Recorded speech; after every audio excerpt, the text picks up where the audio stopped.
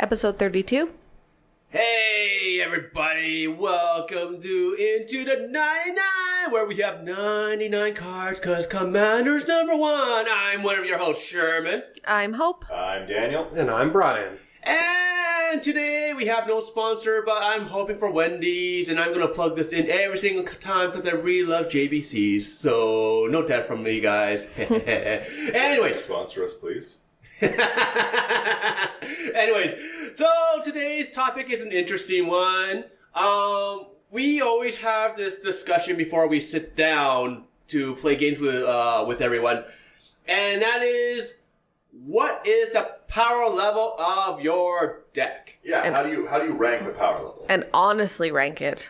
Yeah, for that matter. It's different for everyone because it also depends. It comes down to your play group and whatnot, and like. In all honesty, everyone most likely has a different way that they look at either their deck or how they play their deck, and they estimate their... Yeah, and like... It's all over the place. There's no standard. No, well, you can't set a stand for it. Let's face it. There's no, like, way you can really... You can try to set it. Well, that's what we're going to try to do here. Well, throughout the week, we were just having a quick discussion about it, and I think a lot of it is... Most people will say their decks are around a 6 or a 7. That's the most common thing you're going to say. I'm playing a 6, I'm playing a 7. And most people that have a stronger deck they think is a good one, they're going to say, this is like it's an 8 or a 9 and stuff, right? But that's because most people don't play against a 10 and don't have any idea what a 10 really is. Their idea of a 10 is the boogeyman of Flash Hulk and turn 1 win and CEDH, and that's a 10.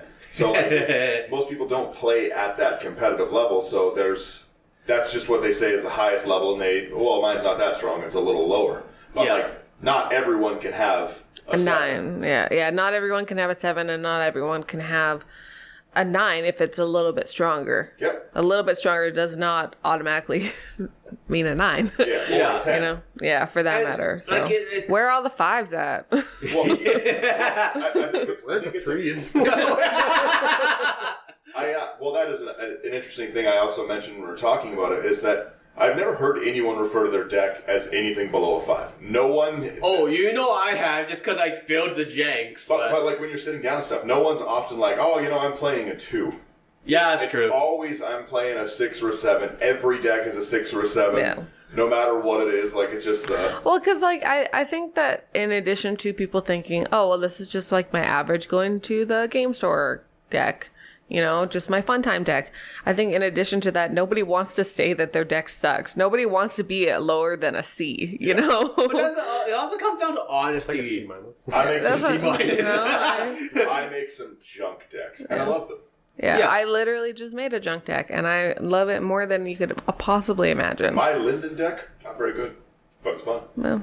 But like it does come down to your play group, it does like let's look at it this way, okay? If you're like the top player in your play group, okay, all your decks are gonna be like to you in your play group. They're gonna be like 8s and 9s and whatnot, okay? But if you go to like an LGS where everyone's playing like very, very competitive and all that stuff, it might be a 3 or a 4. You never know. Well, another thing too is that I will say this might sound arrogant? Horribly arrogant. I look forward to... I have had many people tell me that they're going to play a 9 or a 10 with me and get very excited because if no one's ever heard, I play CEDH, love it.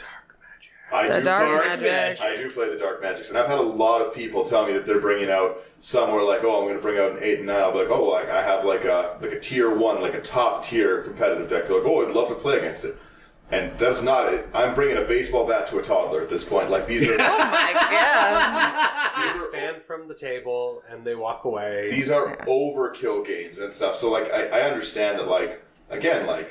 You might be proud of your deck and think it's super strong, but it's like, it's relative, right? Yeah. Mine might not be 10s. Maybe your 10s are better than mine. Yeah. But all my decks that are 10s are like $5,000 budget decks. But like... They're like the optimal, like, I've played no need to flex. Games with them. No, that's what I mean. No. It's just the reality of it, okay? I'm just teasing. Yeah, like it's just I've put a lot of effort into it. Me and one of my brothers were playing yesterday, and I was saying we played in the realm of like 40 games yesterday in 4 hours, 5 hours. Like we played a lot because they go off, right? Yeah, like that's we were talking. I was sending pictures to the group and stuff that on turn 5, one of my brothers in a CEDH pod drew 87 cards without generating infinite mana. Yeah. It was Yeah. it's pretty impressive. Yeah, it's pretty wild. So, but again, like all of that.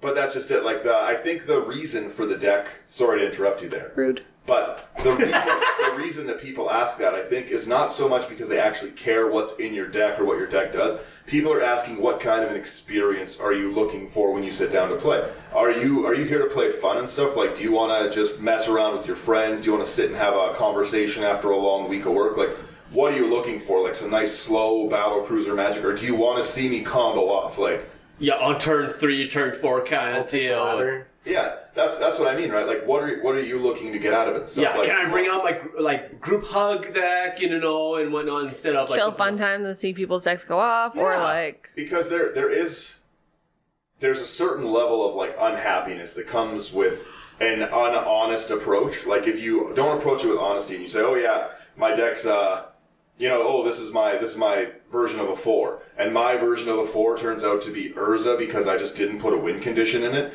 and we're just staxing the game, so I don't actually win, but the game takes 6 hours." Like, oof. Yeah, I'm not gonna have fun with that. Well, that's what I mean, right? Like, I'm not gonna want to play with you. Well, the other thing too is it's not even a sportsmanship thing, right? Like if you're asking that, you don't want to think that you're playing 6s like kind of like a mid-range kind of deck and just have somebody blow you out with an infinite combo. Like, even if it's 7 or 8 turns into the game, it's still not the optimal way people really want to lose the game. Like, especially not at like a 6. Yeah. I like that's how you lose a game at a 10. Yeah. At like a 9. That's how you lose a game. You don't lose a game like that when you're playing at a 5 or 6. Well, yeah, exactly. You lose a game by combat damage. Combat damage, or someone's drawing you or out, mill, or yeah. you, something or like a Nekusar, like exactly, like those are. Mogus. Yeah, like the chip damage, stuff like that. Like most people. Actually, my Mogus is probably not. It's easily maybe a 4. But I'm going to be honest. Most people, if they're just trying to play in that realm, are going to be unhappy with an infinite win. Totally. Yeah. I don't think it's fun at all. Yeah, especially if it's like an infinite out of nowhere and it's just like, oh, the game's done. So I'll usually be like, well, wait, that was fun. I'm gonna go find a new pod. Yeah. Yeah, like even like when we were playing and I busted out my Mogus deck for the first time, playing with, I think it was Eddie and someone else, and he realized, he's like, you have an infinite combo on the board. I was like, oh, I didn't realize that. I'll just remove one of the pieces and we'll keep playing. Yeah. But I was like, secretly, I did win. But that's what I mean, right? Like at the end of the day, it's what you're trying to get out of the game and stuff. Like if you want to go and you want to win every game, then that's fine. But at least make people aware of it. Like I said, I played a ton of games yesterday that I didn't win, but like we were both going out to have that same intention of I want to combo off. I want to see the most efficient thing you can do. Like I'm not going to be upset if you force of will me turn 1 and stuff. Like I understand that and stuff. I was one of my favorite stories to tell is I was playing a game with people at an LGS and we were playing 7s. That's what everyone said. Everyone said they wanted to play 7s. Someone brought out their Marwyn deck. It was awesome. I was very happy to see a Marwyn deck. It's pretty cool. Turn 1, they go to play land, Soul Ring, and a Mana Crypt so that they can bust out Marwyn. And the player says, because they slap down Soul Ring, Mana Crypt.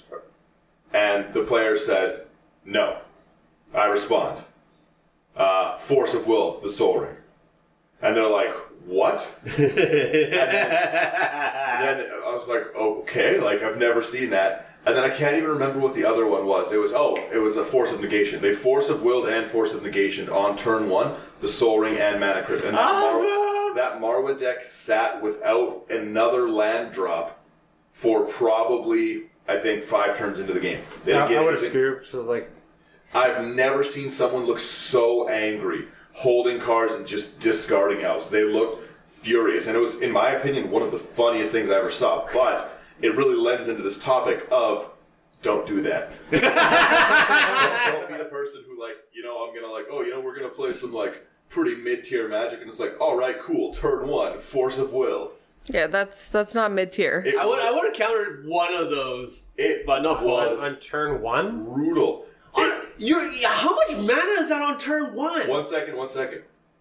Their turn 0. The Marwyn player won the dice roll. Yeah. No one else had played anything, and they Force of Willed and Force of Negationed it. It was nuts. And like I said, they kept this one land probably aggressive. Yeah, because they had the Soul Ring and the Mana Crypt, so they had more than that. They had more than one land. Oh, yeah. Like, in theory. Yeah. Obviously, you keep that hand. That's a great. That's a good hand. It was. They did it the opposite way. Sorry, it was Mana Crypt used one of the mana for Soul Ring so they could try play Marwyn, and the other person was like, "Hey, take your fun and get out of my store." It was wonderful. But again, like that's when you're looking at it, you're looking for an honest experience of what's going on. Nobody wants to just, again, be blown out. No one wants to just sit at the table and do nothing for upwards of an hour. Yeah. That's fair. So we kind of, and by we I mean me, this is my way of looking at it. Most people don't agree with me, and I'm often wrong. So let's take this. That's true. No, I can one's vouch for really that. wrong. We have this Daniel's discussion wrong a for a lot. reason. We did have the discussion in Discord amongst ourselves and everything. Like, yeah, you're wrong, but I'm wrong at times. I had a 20-minute argument with Hope the other day about where a stop line was. And he was wrong. To a point that we drove back to it. I'm often wrong. But that's not relation magic. Besides the point. Okay, anyway. That was good. But do you know what? I have to say, like, before we start getting into like what our Ideas your are. idea on this is. What we're going to do is we're going to discuss quickly my 1 to 10 ideas and see what everyone else kind of thinks throughout it and stuff. And I have to say, like, us discussing it prior to actually recording, so we know what we're talking about. I have to say, like, after reading it and going through it, do you know what? I could agree with this. Mm-hmm. I could agree that is a measurable tier level that you put up. Yeah, like it's relatively tangible, you know, as opposed to the very floaty, like everybody's ideas are different, kind of whatever. Well, that is. We have to get like one of those mats where you buy cards in tier 1, tier 2. Right. Before we get into our list, in our group when we were discussing it, it was mentioned that you can't just pick up a top tier deck. Like, you can't pick up the best of the best deck and know how to play it and stuff. If I give anyone my Kenrith deck, like my CDH Kenrith, my Prosh, anything like that, if you don't understand how the combos work, you'd look at Demonic Consultation and think, this is junk. Why would anyone play this? Yeah. Yeah, Right? skill level does come Go in. big, go home. Exactly. You need to know how to pilot the deck. And a weaker deck piloted by someone who's better at Magic will move up in the tiers and stuff like that, right? Like, I'm not going to say that like there is leeway between these. Yeah, it's a pretty sliding scale, right? Like a more experienced player can definitely beat someone in a play group with like a pre-com, right? Yeah, but I also think that there's only so high that you can go with those. Like, I don't. Yeah, for sure. Like, I think for the most part, like, if you have a deck that's at a 4 and an experienced player is piloting it and playing it better, then maybe you can get it. You can probably get it up to like a 6 or something. And that's exactly what Sherman was talking about when he initially said it. Oh, yeah. Because like it's like obviously you're not going to take a $50 budget deck into a CDH game and That'd be awesome. walk out victorious. You might have a great laugh, but Yeah. But it's probably not going to happen. you might. Maybe that's the new challenge. Maybe my new challenge is $50 CDH. That'd be hilarious. Please do that. Commander not included. That should be a challenge between us, because I always try to do a budget. You always have the experience with more expensive cards. We should do it where No budget. The collection. Well, yeah. No, but we should playing do. for 20 years. We should do something where like someone picks a commander, you make a budget one, and I have like, let's say, no limit, and see what we come up with.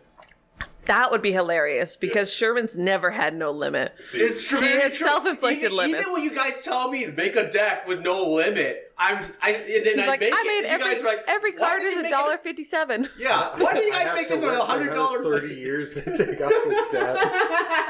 Anyways. But I blew Daniel's $55 deck out. It was crazy. It's like he didn't even train for this fight. What, Does were this your look legs like a broken? body that trains?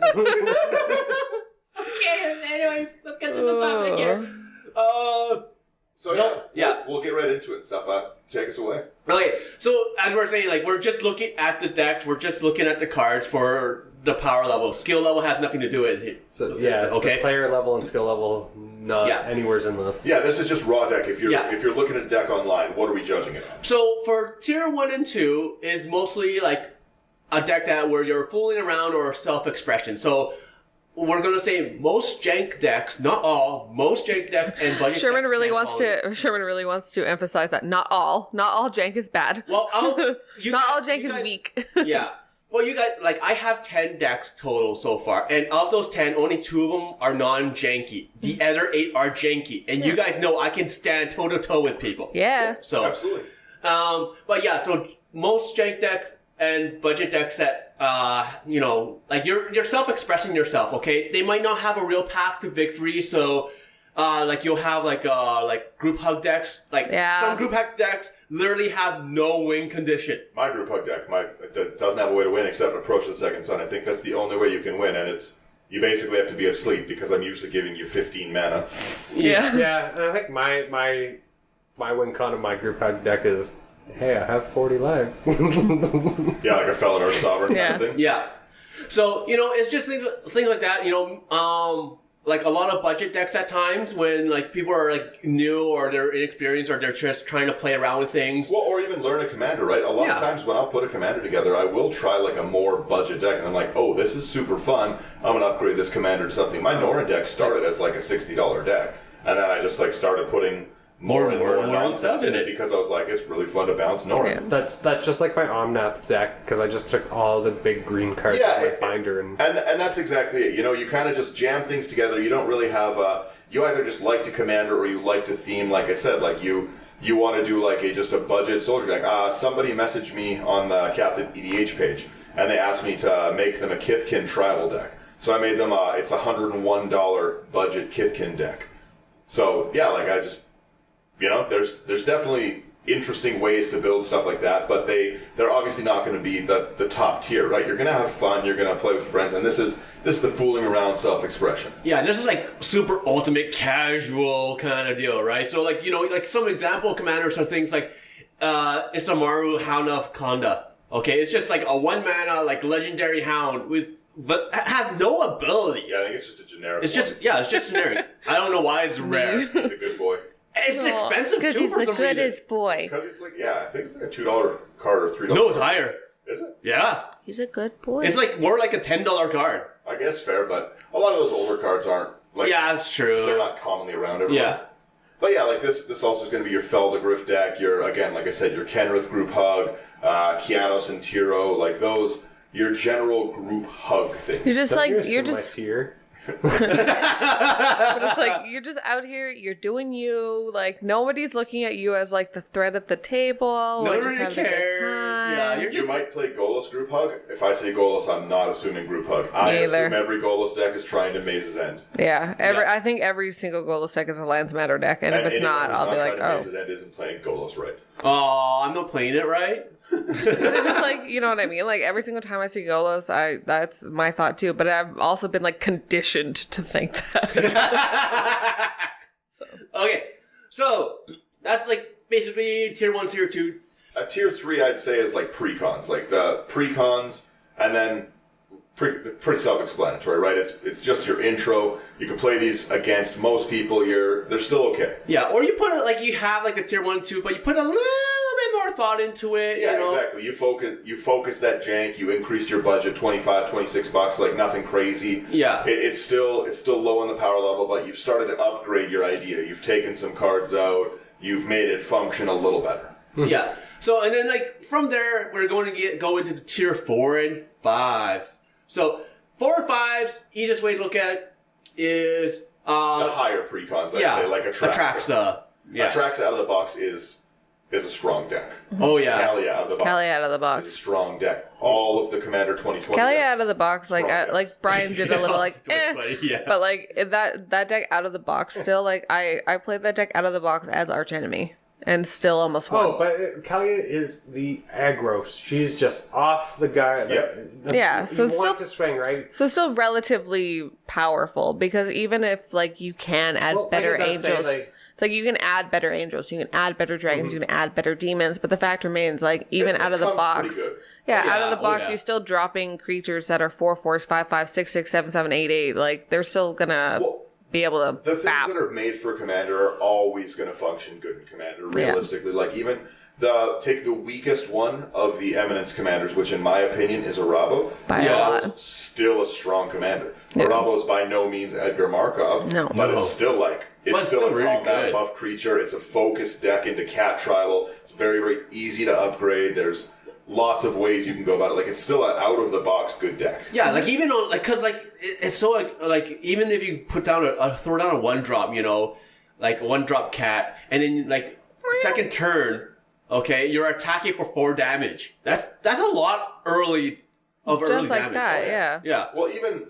I think recently the weakest decks have been, I think last year's decks. I think they were The Planeswalker ones. no, Or- the Oh, like a 2019 Morph ones. one and Angie. I think The they were. brawls were better. Yeah, well, that's exactly it, right? Like I think that's the reason we all think they weren't so good because they came out and everyone wanted those commanders like Alila, Chulane, Corvold. Yeah, the Brawl Ducks were just Like like they were even cooler. Sir Gwen. Well, why? Sir Even Gwen's the Kobold went to like.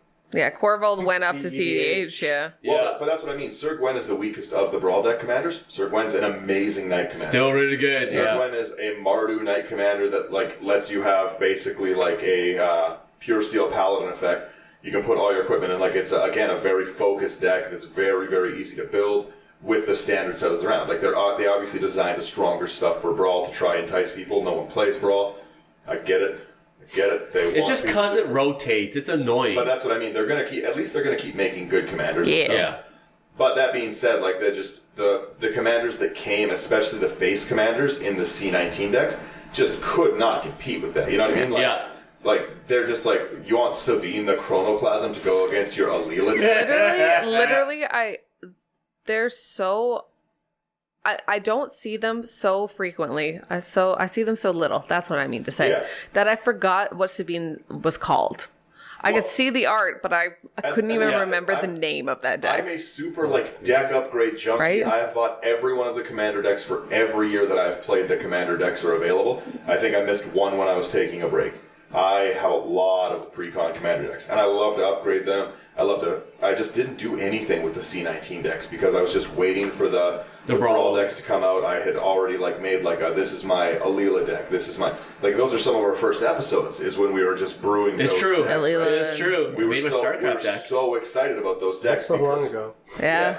But that's what I mean, right? Like I think those were just a little forgotten, but they're still out of the box good. They still fit in this tier. Yeah, like I'd still say that like you can still rock out like a really quick like Angie win. Yeah. Like Yeah. that's still very doable. Like Madness is a cool mechanic that It's- just like it can slap like really hard. Well, Yeah. let's go back into like what we think, like why some of those precons like fit in, and what else like fits in these tier 4, tier 5. Oh. Yeah, because like with the precons, like let's look at the precons overall. Okay, the precons normally you have like up to like 3 commanders in there that you can normally interchange. Yeah. That's the first thing. Okay, so the precons aren't like 100% like focused or anything like that for one of those commanders. It's made so that you can interchange them and you can make upgrades as you try each commander out and see which ones you do like. Yeah, So that's the first thing. Yeah. Well, and the other thing too is even talking about that, I didn't like the Saheeli Planeswalker deck at all as the Planeswalker deck, but when you switch it out to Brutalclad, it's so fun. Brutaglad's so awesome. Love it. Yeah, Bruticlad's Right? dope. Oh man, he's so dope. Like, yay! Yeah, like a bunch of those decks just they function well, and that's why they give you those other options. They want to try fit everyone's playstyle. Here's a general deck list, and yeah, it's not focused in one way, but you can easily focus it. Yeah, exactly. So, and then another thing about like this tier is that like you have like a lot of higher CMC cards. Like you have big splashy plays. Like this is almost on along the lines of like like Battle Cruiser Chronic Magic. Rift. Sorry. It's like Right. I have to throw it in somewheres. Yeah, the garbage. the garbage disposal. It's biodegradable, right? I have So- some candles you can burn it in. Oh boy. They like that's stuff that runs the ultimatums. The ultimatums are going to be great for this tier of deck. Oh, because yeah. They're just so fun to cast. You get that big, huge spell. Yeah. This is your Brass's Bounty. This is all of those big, big spells that are just, they're 7 or 8, but if you hit it, you're like, this is awesome. Oh my Yeah, god. Or I'd probably even throw like the Nyx Bloom Ancient in there, like late game. Yeah, Nyx Bloom boom, and then it Ancient's starts wicked. getting you. Then it starts Then getting stuff the goes bigger thing. off. Oh yeah. So Like creatures.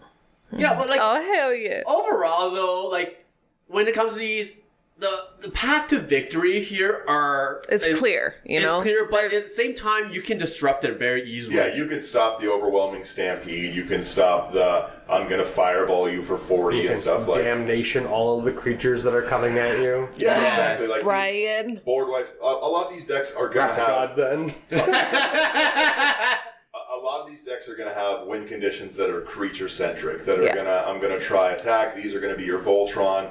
I'm swinging with my 30/30 Tuvasa. Yeah, like very true. You're getting hit in these kinds of decks. Like you're dying because of commander damage. You're dying because of combat Yeah, damage. I'll make Tuvasa unblockable. I will Path to Exile it. Yeah, chip damage does Wow. matter quite a bit here. I say like What a flex. I say like when you go to like a LGS for like a typical Friday night, most decks fall under the 4-5. Yeah, well, and that's kind of what we had like when we were talking about it. Like the classic signs of these, like these are decks that are still going to miss your land drops. They're gonna Every once in a while. have things that come in tapped. Like they're And you can see like the budget here that we have written down is $80 to $150. Yeah, something like Maybe that. you're not running all of the fetch lands or like the things. this here. is You might this have is a start to upgrade. Yeah. Like Yeah. or again like one of Brian's decks. A really good example is that like he's got some of the invocation lands, like the expedition lands. Yeah. You know what I mean? Like, so, like, you could have bought, like, fetch lands with it, but you're like, no, this looks beautiful. I'm going to throw play it this in. bad boy. Yeah. Right? So, like, it's, these people might have put more of their budget, like, they don't have, it doesn't have to be a low monetary budget, but it's not, like, tuned up and stuff. Like, they, rather than, like, getting more expensive cards, might have wanted to foil the deck out. They might have wanted, well, here's the alternate art of a cultivate, and I want the promo Llanowar Elf in this deck. Like, they're that focusing more on this is their pet deck. They're having fun playing it. This is what they've worked on. It's still a good deck. Like I said, most decks, in my opinion, fall within a 4 to 5. That's your most average range, and it should be. It's right in the middle of stuff. Yeah, I have to agree. Everything should be average or a little below average. Otherwise, like everyone, because most people, like I said, everyone's playing a 7 in their mind. Yeah. Just kidding. Yeah, everybody looks at 7 as though it's a 5. a -7. You know what I mean? Like, it's like, this is where you're going to have your most fun. This is what most of you and your friends are going to play. When you start getting higher than this, that's when things start to get a little bit more competitive and it stops being as dicey. fun. But Yeah. like, this is where your normal this is where your normal chaos theme. This is where I like to live. This is Mogus. This is Braids. Norin the Wary. This is Atla Palani and stuff. This is where like Fun. Like, A lot of your tribals, I would say. Would Oh, fall. yeah. Oh, Tribal, yeah. very Oh, fall. mine is slivers. Azuri's in there. Yeah. Yeah. So, sorry, I had to manage slivers there. That's pretty, yeah. Slivers are a strong tribe, but they're expensive. Yes. Yeah, but the way you play slivers, it's more like there's no way that's a 4 or a 5. Kill slivers, he brings them back. Yeah, I beat again his and again slivers and for the again. first time ever the other day. Yeah. How, like physically, or? She lit them on I beat them one-on-one. She beat them 1-on-1 when I got Sliver Overlord out turn 3. What? Oh, hell yeah. What? You should record that stuff. Yeah, It was pretty we're just good. we're playtesting, and I New just deck. annihilated him. Oh man. Okay. You know what? When slivers don't matter, it doesn't matter what you have on a board. Is when you're dead. It's That's a true. good way of looking at it. Attack the That's a player great way- directly. great Cut off way the to look head. at it. Like I was saying, this is the average. This is where this is the most fun tier of Magic. Yeah, You're not gonna be- totally. You're not going to be losing every game. Most people around this, they're going to have 25 to 30% wins. It's this is the games where everyone's coming out. If everyone's at this level, I won one of the games tonight. You've won one of the games for the night. Everyone's got a good story about, hey, remember when I cast this big thing? And Everybody Yeah. goes home And laughing. everyone went, oh! check my finale of Devastation. It was so awesome. I'm running around the table going, oh. High five me! Yeah, everybody Yeah, get in life for this. Exactly. Like it's the games where like cool plays are happening. Brian saved the table with the Cyclonic Rift. Daniel flipped the table. Like you know, like those Daniel are- got bad for the store. The cops were called. He threw the force of will in the case at me. escalated quickly. But yeah, like it's just like those are the most fun plays where like somebody just has like everyone's laughing. This is the games where everyone's laughing, and a lot of times that doesn't mean that higher tier decks aren't going to have a good time. But this is just when everyone's leaving the game store with a great time. Like Yeah. this is realistically where most fun Magic should be at. The next tier, you'll see why I have these at 5. Yeah. Well, the next year is kind of like just a step up from that, you know? Yeah. This is kind of the guy that's always, or girl, whatever, king of the table, you know? This is the person that is almost always winning their games, or 60 to 80% of the time. that deck is winning. They're often getting targeted just the because, archenemy. just because of who they are. Even though It should be called Arch Enemy Tier. yeah, Arch Enemy Tier for sure. That's a good name. Well, it's like You play this deck, you play at this level that people are like, okay, it's Daniel playing, I'm gonna kill this creature. no matter what, he's doing. no matter what he does, because I know he's gonna be trying to make it so he wins and I can't win and I can't have fun. Tier 6 is this player has to die. Yeah, Tier 6 is. It's not even the deck, it's just the player. I don't know what This guy's out. I don't know what they're doing, but they gotta go. So, really quickly, before we keep going into the Tier 6, I just want to make this point clear. I believe everything above Tier 6 is CEDH level. So, when I'm talking Tier 6, I don't think This is like top level casual. I don't think your deck is weak. You are, like I said, the king of the table, the arch enemy. You're winning. King of casual. You've upgraded your decks and stuff, right? Because that's my problem is CDH can't be just tier 9 and 10. You know what I mean? There's gotta be. You gotta have more Yeah. There tiers. has to be an intro. Yeah, there needs to be a scale. Like, you know what I mean? Like, it's not every CEDH deck is just like, there's no, it goes from like a $300 budget to I'm playing $3,000. Like, that's, it's a monster jump, right? There's a big difference. There is low level CEDH decks and some lower budget ones. There's weaker ones. It just is a fact of life. It's like a gray area between like casual and CEDH. Like you're on the border and you don't know which way you're leaning towards, right? Well, So these are decks that have started to upgrade. They've got more explosive early game than the other tiers. And they're getting a little bit more well tuned. Yeah. You know, Well, like they're like I would. Curves being fleshed out. Yeah. I would say for this is where like most people say that the deck is optimized. Yeah, Yes. optimized is Becoming a great word optimized. for it. Okay, because a lot of people are like, oh, like in this tier is focused and this one's optimized. Like, no, who cares? Okay, when you're focused, you're gonna optimize at the same time. It doesn't bloody matter. All right. So when you're optimizing it more, you're gonna look at your mana curve. You're gonna try to like lower it or pump things out faster. And this is like I have to agree. This is starting to get to the competitive stuff. Yeah, this is high level. Like these are decks. Like I said, you're having a 70 or 8% win rate in a 4-player game. That's exceptionally high. yes. You know, like if your meta's not able to even counter your deck and stuff, right? Like if your deck is winning that frequently, you've really flushed out your path to victory. You have answers. You're not easily disrupted or deterred and stuff. It's not me dumping 8 elves and then I get board wiped and then I draw one at a time for the next few turns, right? Yeah. You've really thought this deck out. You're able to and come like- back from most. Yeah, exactly. Yeah, oh, totally. Yeah. Yeah, Anything exactly. that slows you is usually something that you can still Bump manage. in the road and on we go. Yeah. You constantly have something to do with your mana. Like you're not sitting there many turns just untap, play a land, go, untap, pass. Like Yeah. that's You my have favorite mana magic. sinks. You yeah, I have. mean, you have lots of ways to gain an advantage. Whether that's better ramp than your opponents. You're sitting at 4 mana when they're sitting at 2. Like it's just you've Yeah. optimized it. You are at most points in your games above the casual table in advantage. You're drawing more cards each turn. And like we say, that's what we all build into decks. That advantage, the ramp, all that. Like it's And remember, we're only talking about cards. We're not talking about skill level. So sandbagging or anything like that does not count right now. We only want to look at the cards and the decks. And this is literally the intro for us for going into CEDH at this point in time. This is the training wheels to it. Like you're able to beat your deck, and a lot of these. Let's not get it confused. Like a 6 can still beat like some EDH or CEDH decks. Like just the way you play and stuff. Like some like a well-tuned Rashmi deck that's like basically getting their free counter spells off. Those might win. Like just because the average way you're doing and just because your budget's lower doesn't mean you can't win. I would say that can also be said in the opposite direction, is that something that's at a 4 can still beat a 6. Yeah, Well, totally. politics- But you want to play around the same level, Politics I think- is a big part of this game. Sorry. But I think what we've said here in the past, there is no one deck beats all. Yeah. Which is the good thing about Magic. Yeah. Well, that's one thing, like, the strategy. Everyone thinks differently. I don't believe any of us here would have the same idea with a commander and build it exactly the same. If we all took General Kudrow from the new deck, we built 4 different decks. But that's why Well, that's why we have this discussion. If we all built the same thing, this would be a boring podcast. We wouldn't have these discussions. We wouldn't argue. It'd be like, Daniel said something, I totally agree every single time.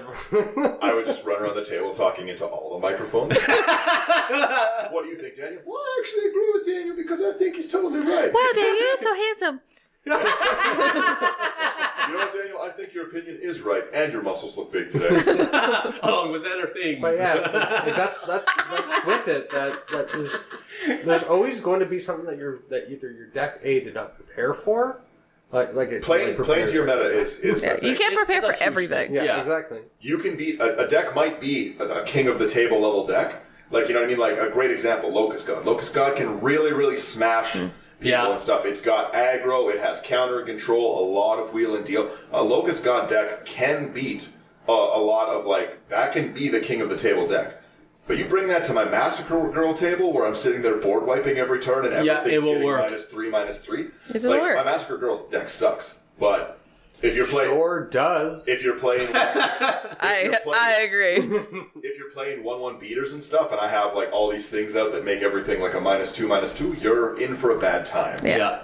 I have to agree on that one for sure. So that's just there's some relativity to this, obviously. Like there are going to be things that really like hard counter and whatever. Like it just is what it is. This is just how you've started to play it. Yeah. Like you are winning. You've thought your win con out. You've upgraded your deck. You've taken it above what your play group is. This is where the power creep starts to get into a lot. Like I said, most decks, I think, are a 4 or 5, and the arms race and power creep generally pushes them to a 6.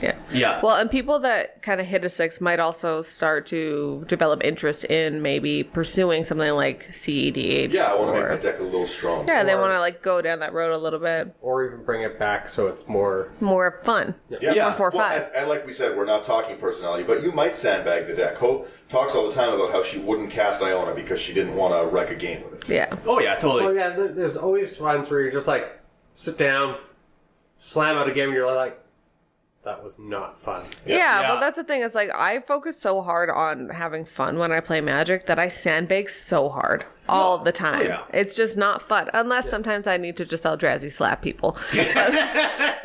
Well, all I'm saying, I just want to say, like, for the record, the reason that I Eldrazi slapped is because I got my commander dealt with the turn that I got it out, and I had 4 mana on turn 8, and then I finally got a mana doubler so I could at least match every, and it got destroyed.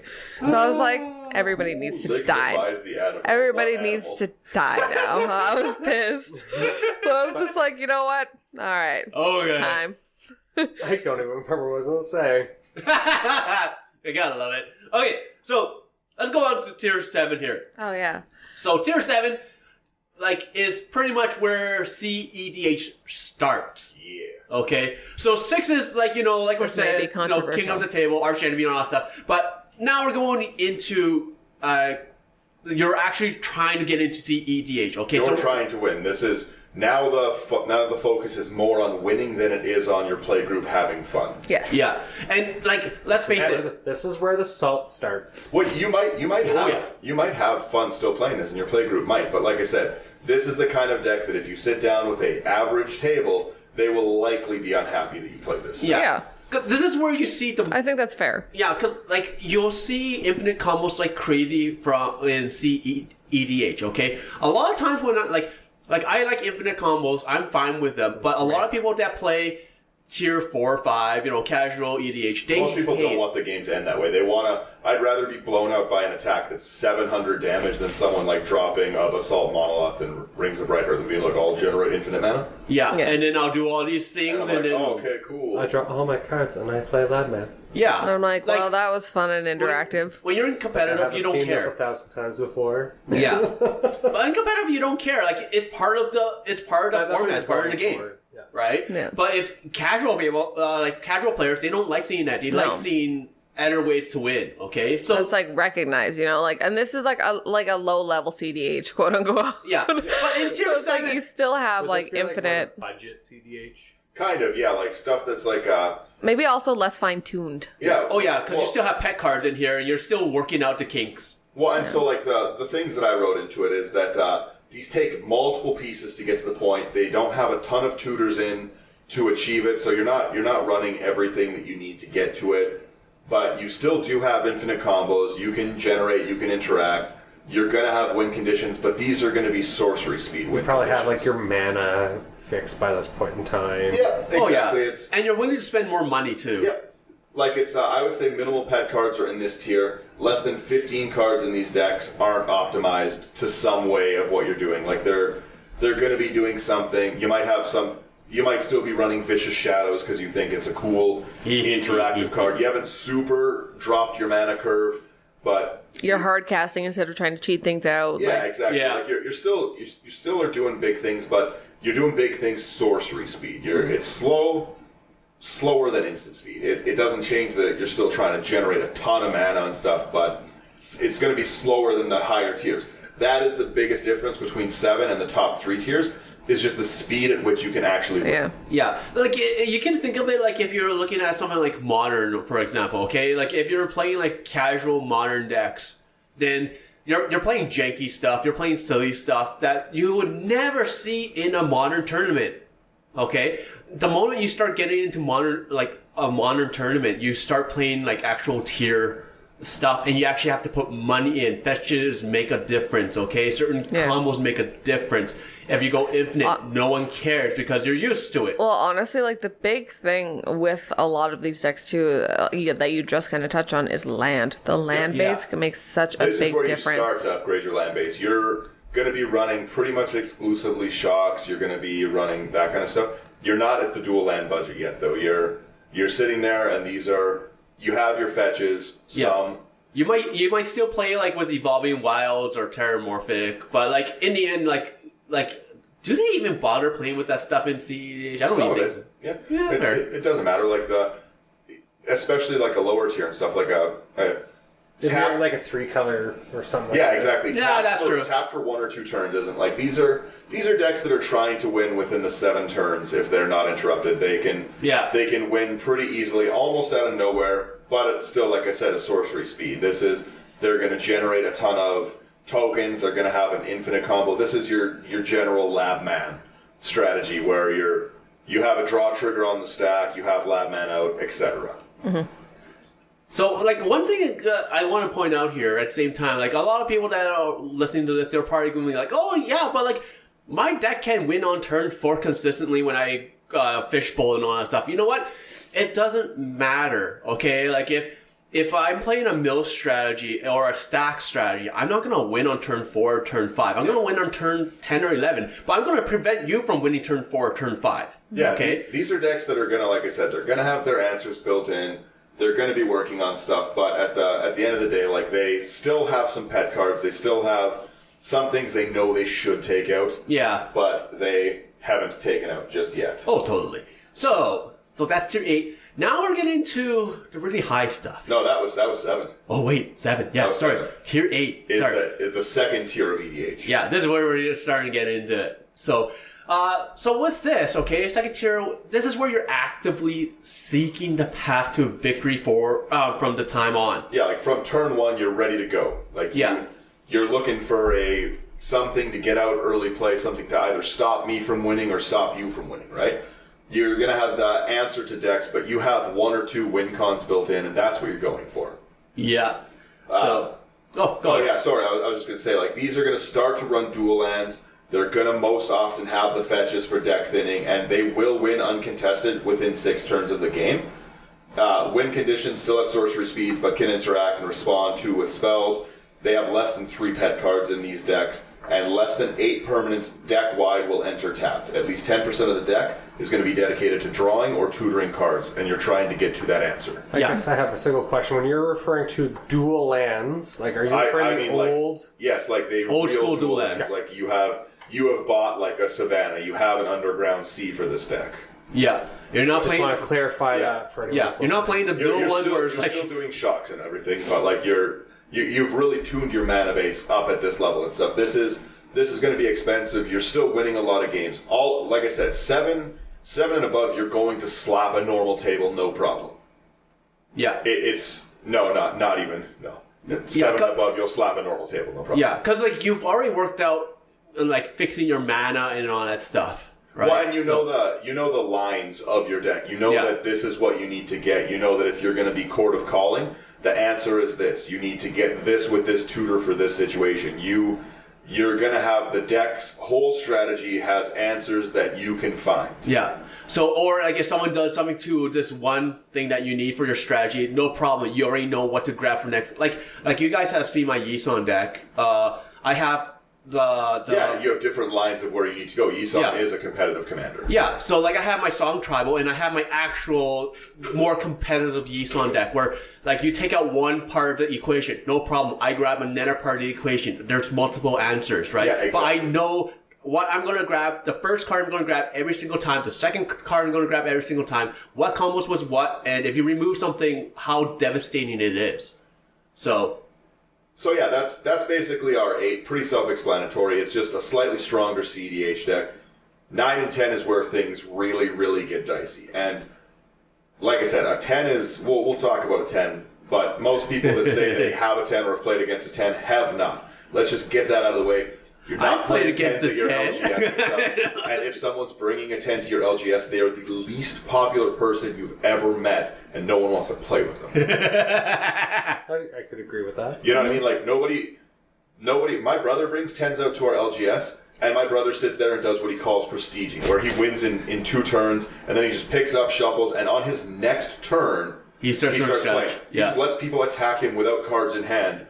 And on his next turn, he'll start the game often at like 32 life on his 3rd win on turn 4. Like he's So he keeps playing, but he's not ruining the game for everyone. He gets it. He understands like that it's not what people are playing, but that's what I mean. Like it's nobody wants to play. Not nobody, but generally, like I said, we're discussing this because you want the play experience. Nobody wants to be trying a new deck, playtesting something for the first time, and shuffle it 3 turns into the game.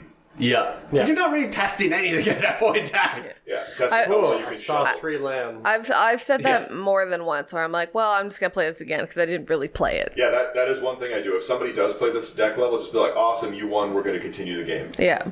It's a great way for people to stop that. Yeah, but we have done that many times because it's like I want to keep having fun, like, and don't you ain't out here to ruin my fun.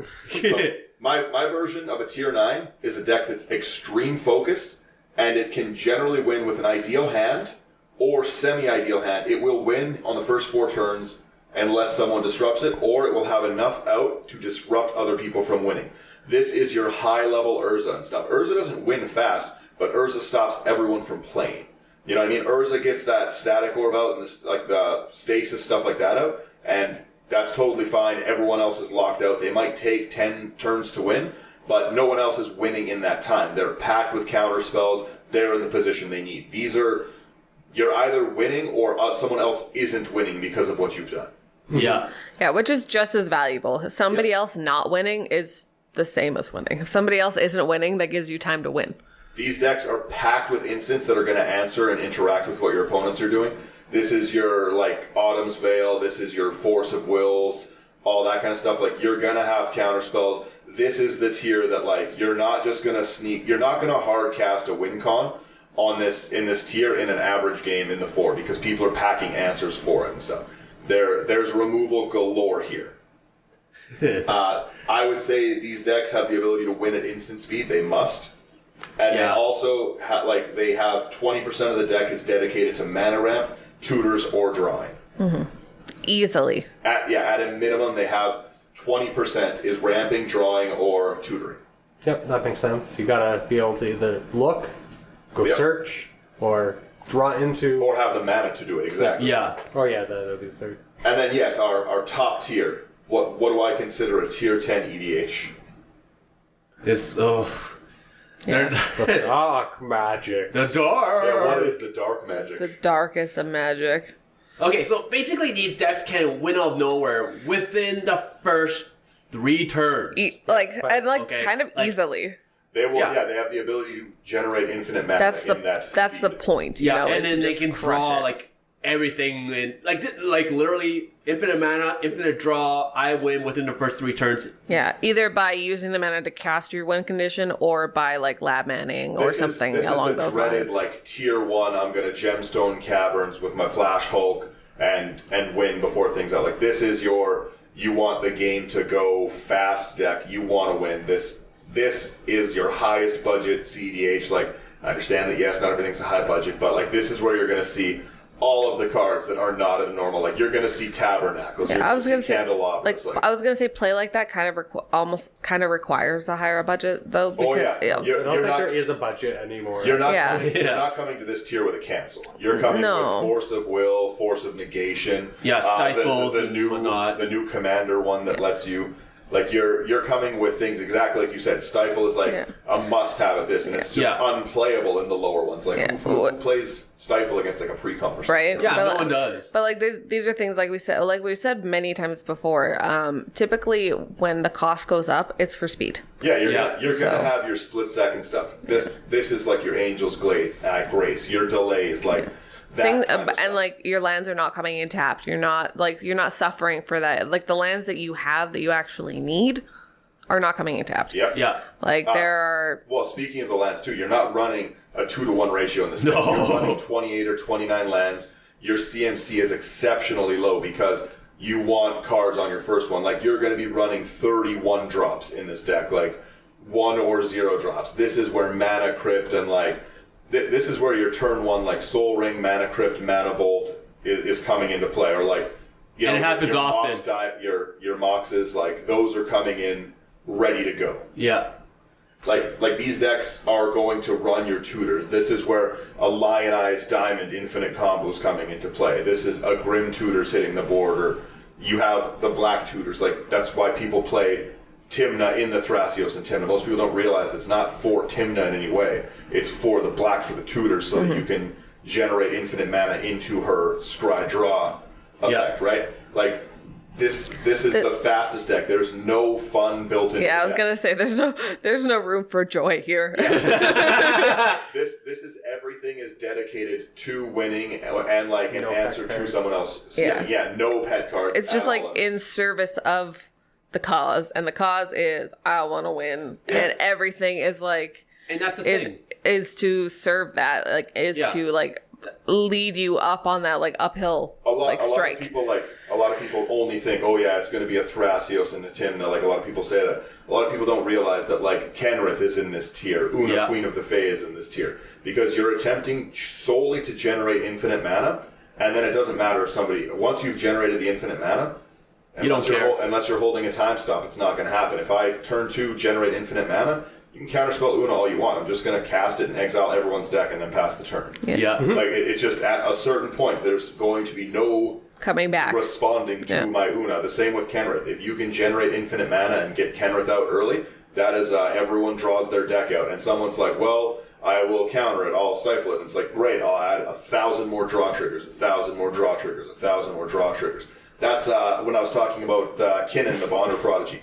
He's another deck built around this playstyle where you're going to try and rush to drop that out, filter your mana into your win, and this deck is going to go for a tier 3. He is a new tier 10 commander with the right budget and build. Like, he has The potential is there. Yeah, well, that's once you have your infinite mana, all you need to do is just cycle through your deck until you just continuously put your creatures into play, get something that gives your creatures flash, and just continue through. So cycle through, hit Eva, continue on. Anyone tries to react, that's fine. You'll just recast Kinnan, you'll recast this, or you'll put 100 stacks of his ability, rifle your whole deck, hit Kefnit, draw your whole deck with your lab man. That's the whole point of these decks, is to try win and stuff. And again, this isn't something you can play with an average group of people because no one wants to play this. It's true. No one has $3,000 for a single deck. Well, but it's not even that. That's why one of the biggest issues, a lot of people, like I said, see CEDH as the boogeyman.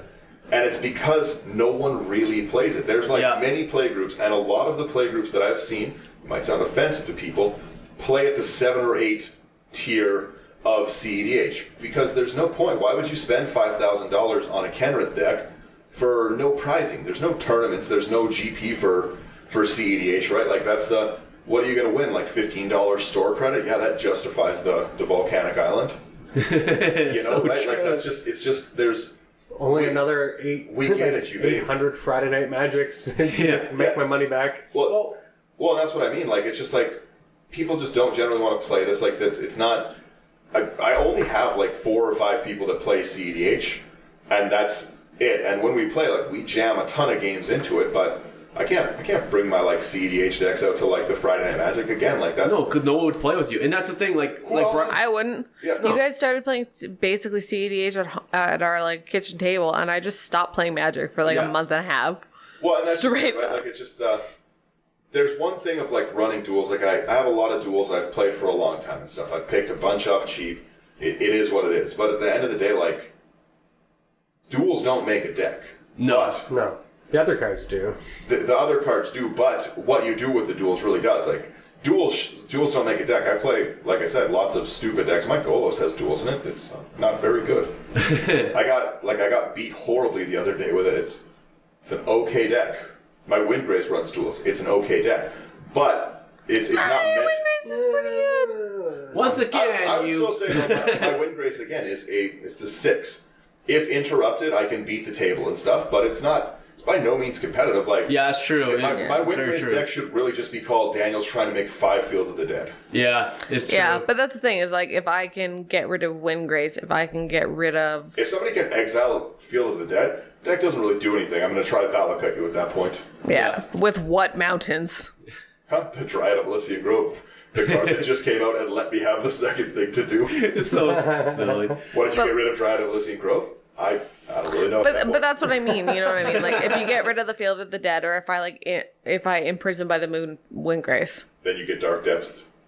Yeah, pretty much that. But like, but it's like then I get rid of Dark Depths, then I exile Merit Lage. But there's always that's what I mean. It's not Windgrace isn't a strong deck. He basically makes zombie tokens. Like, but it's like there are answers there. There are answers, but in the end, like I'm not the way we look at it. Sorry, I'm going. Sure, the way we go look ahead, at Sherman. it, okay, like it's just the fact that like when it comes to EDH, okay, like we have the casual tier 4 and 5, very very different from EDH or sorry CEDH, okay, Totally. competitive stuff, okay. Yeah. Like a lot of people, they're like, no, like the casual stuff when you get into 6 and 7 is really, like it's just a minor jump to competitive. It's totally not, okay. Like Brian and I definitely understand this when we used to play competitive, a little bit more competitively, Modern, okay?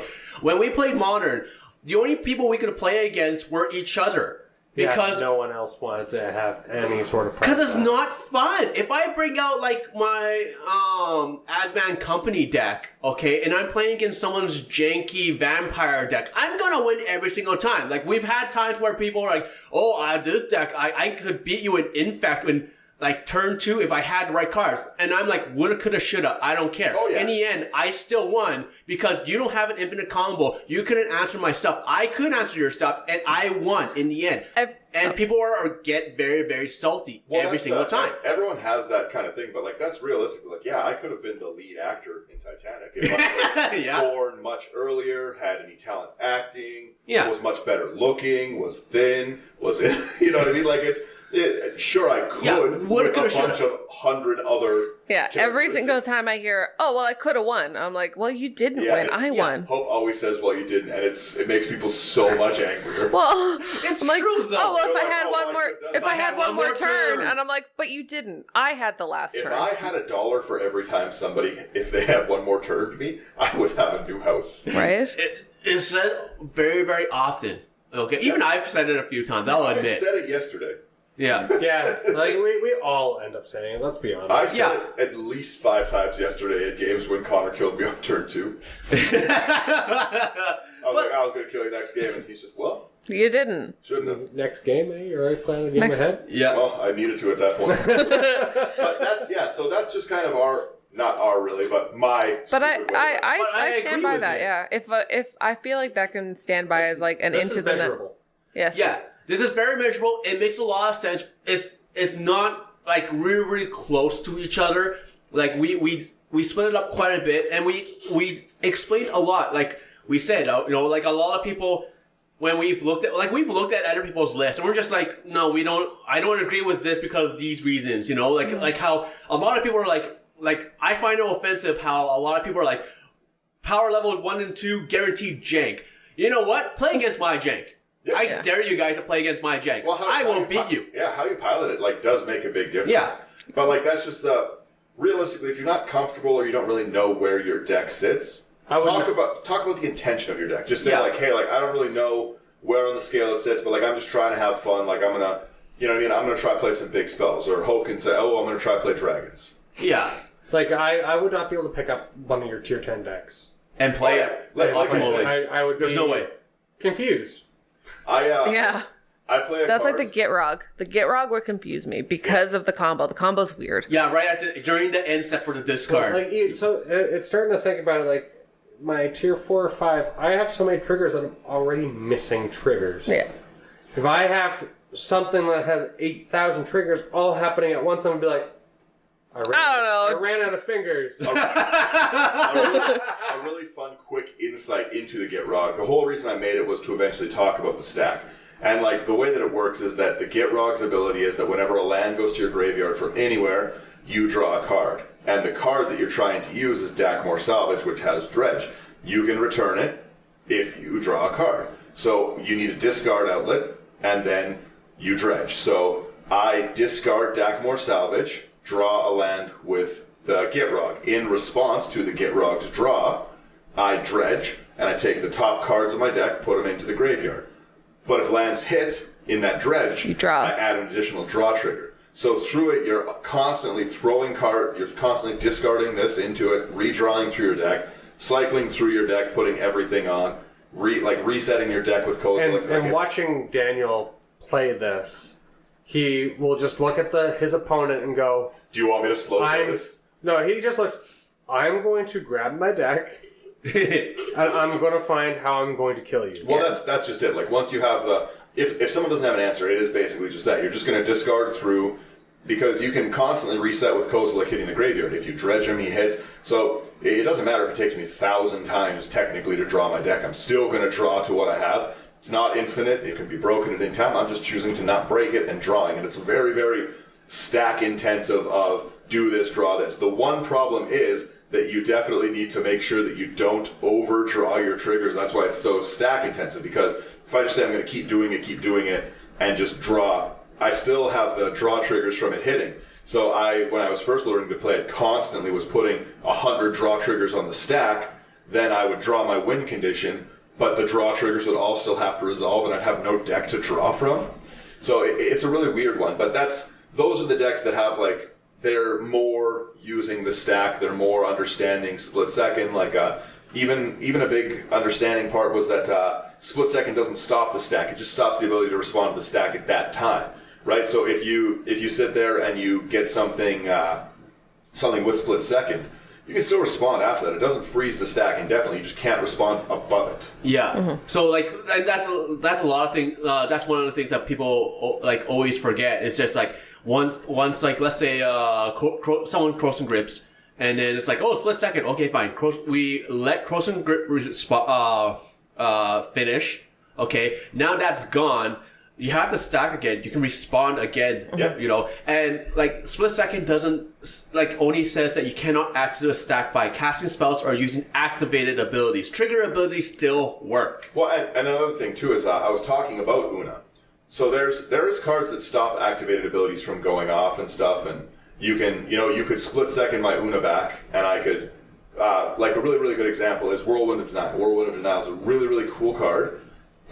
If you split second me and then get like my Una off the field and then Whirlwind of Denial, if for some reason I've lost that mana, I say you can't technically generate infinite mana. You have to have a number. So let's say lots of the time, people will say I'll generate 10,000 mana and I'll do 10,000 draw triggers. Perfect. I'm going to return Una with split second, and then I'm going to Whirlwind of Denial. Pay 4 for each. Yeah. Yeah, right? Like, it's, you're going to have interesting stack interactions, and most of the decks at the higher tier are going to understand the stack better, the resolution of things better, like, and they're going to be meant to do things. These are decks that are going to use the word, I will hold priority. People are going to, you know what I mean, like And you'll also hear... Like, I will do this one at a time. Yep, I will draw one card. Hold priority, hold priority. Because, if I say that I'm going to I will sack 100 creatures with Blood Artist out, and then you're like, I'll Path to Exile. Well, I've already sacrificed them. I can't go back one at a time, right? So the first sacrifice goes off. There's no casual where people are like, oh, it's fine, you can take it back. Yeah. That doesn't happen at this level. So, yeah. It shouldn't. No, it but doesn't. That's what I mean. At the end of the day, like, there's no right or wrong way to rank your deck and stuff. And yeah, you might think your deck is stronger than it is. You might think it's weaker than it is. It's all dependent on your playgroup and stuff. Your table of like what you think is like a 4 or a 5 might realistically be like an 8. Like if you're playing with everyone who only gens infinite combos and stuff, that's not going to be relative to an average playgroup, right? Yeah. So like, that's why we really think that this method of knowing your intentions and knowing what is better, what your end goals are, is really important, and it's a really nice, measurable, like Brian said, way to judge your decks and make sure that everybody's on the same page when you all sit down together. Well, and that's why I jokingly, and I'm sure everyone's heard me call it, I jokingly call things the dark magic, because then everyone, like, they think it's funny. It's like, okay, like, I'm going to play the forbidden magic and try win. Like, I'm trying to win. I'm trying to, it's a little funnier when I describe it that way. Yeah. But that's just it. If I tell people, like, I'm just going to have fun, like, I'm going to play a chaos themed deck.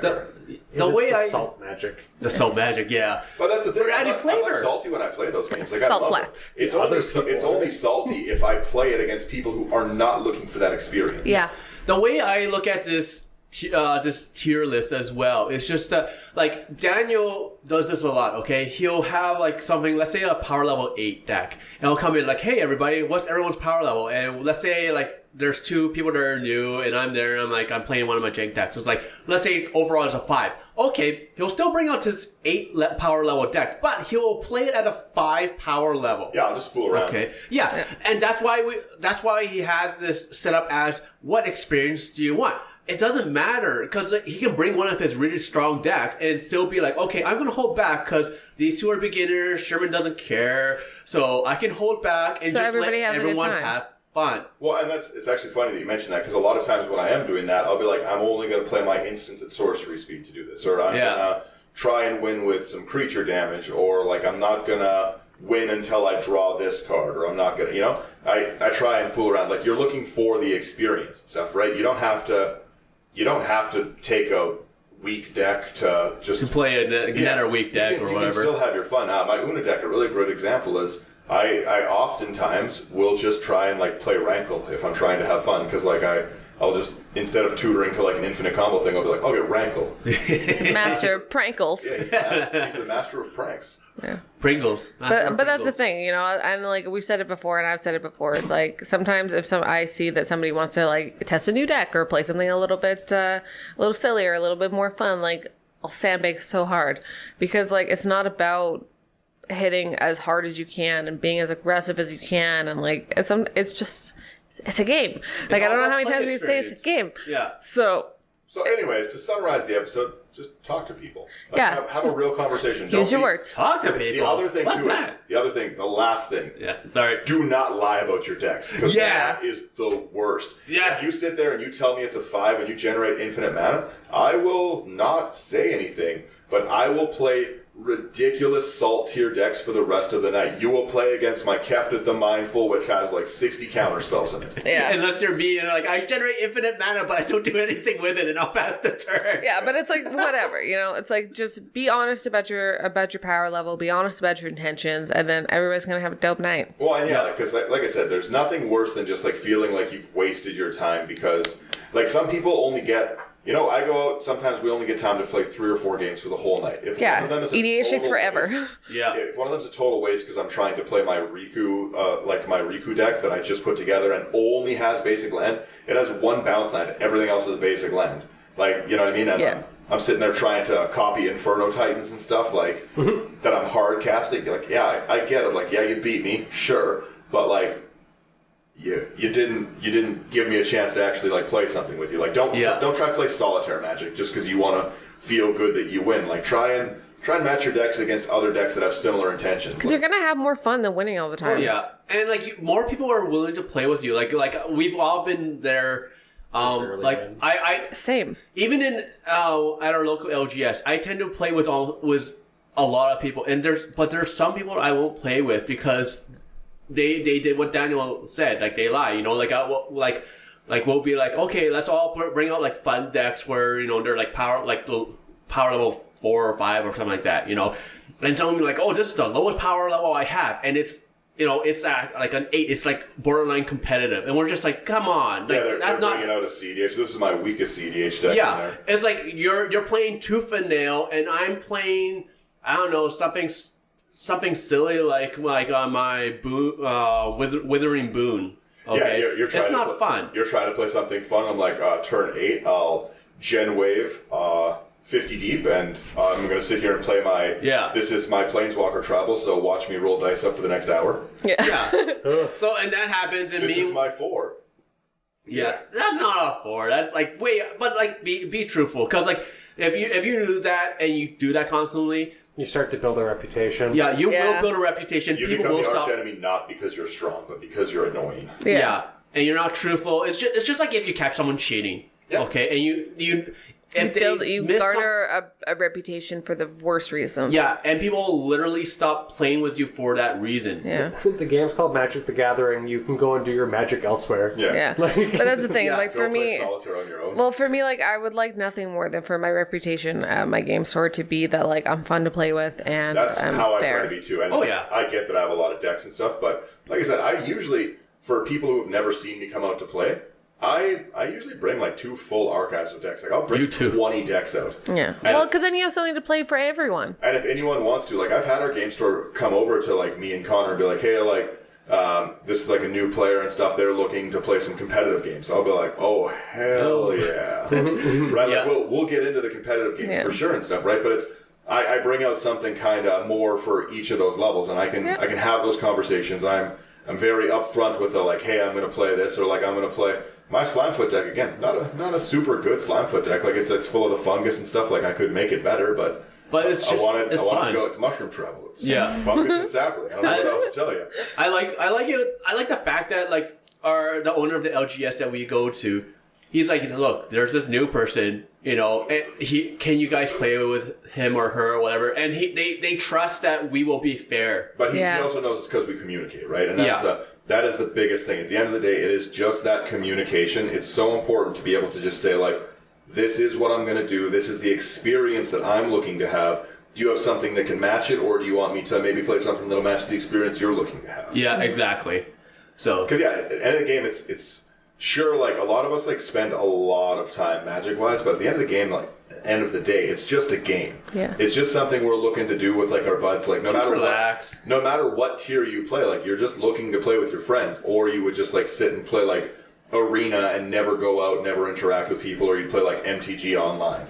Yeah. So to that end, if you guys want to let us know kind of how you feel about our tier listing, where you think some of your decks, how maybe this can help you match up better with your friends or with players at your local game store once we're allowed to go back to them. Tell me how What wrong are I am. those? Yeah, so we're also streaming. So yeah, so talk to us on Instagram, Facebook, Twitter, Discord, as well. Basically everywhere.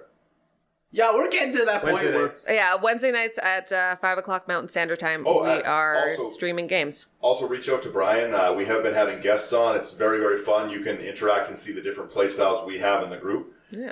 Lots of people stop in on the Twitch stream and talk the whole time. And it's a really good time to sit and laugh around. I was actually in just the chat the other day watching while Hope and Brian were playing with a few other guests. Very, very funny game. And what's your name, Daniel? Yeah, my Twitch name is obviously Jacuzzi Daniel. And where were you? I was in the jacuzzi. One of the greatest live was naked. So like I said, every Wednesday night, 5:00 Mountain Standard Time. Yeah, so MSG. drop in and we'll see you there. Anyways, have Oh, and a also, yeah, check out the website. Sorry to yeah, interrupt you, but- intothe99.com. yeah.